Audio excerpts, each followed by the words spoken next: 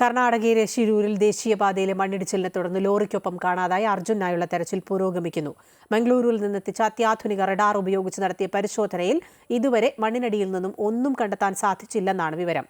എങ്കിലും പ്രതീക്ഷയിലാണ് കുടുംബവും മലയാളികളും. പ്രതികൂല കാലാവസ്ഥയെ തുടർന്ന് ഇന്നലെ രാത്രി 9 മണിയോടെ നിർത്തിയ തിരച്ചിൽ ഇന്നു രാവിലെ 6 മണിയോടെയാണ് പുനരാരംഭിച്ചത്.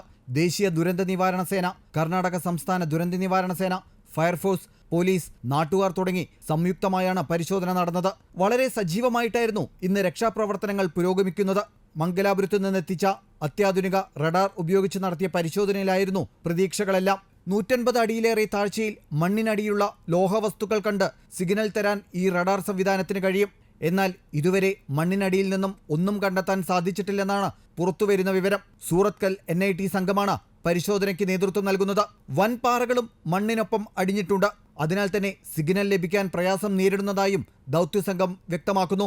JCB ഉപയോഗിച്ച് മണ്ണുമാറ്റിയും തിരച്ചിൽ നടത്തുന്നുണ്ട്. ഉന്നത ഉദ്യോഗസ്ഥർ ഇന്ന് രാവിലെ സംഭവസ്ഥലത്തെത്തി. ലോറി കണ്ടെത്തിയാൽ അവിടം കേന്ദ്രീകരിച്ച് മണ്ണുമാറ്റി പരിശോധന നടത്താനാണ് അധികൃതരുടെ തീരുമാനം. റഡാർ ഉപയോഗിച്ച് കൂടുതൽ ലൊക്കേഷനുകളിൽ പരിശോധന നടത്താനും ദൗത്യസംഘം തീരുമാനിച്ചിട്ടുണ്ട്. ലോറി ഉണ്ടെന്ന് കരുതുന്ന സ്ഥലത്ത് 50 അടിയിലേറെ മണ്ണുണ്ട്. അത് മാറ്റണം.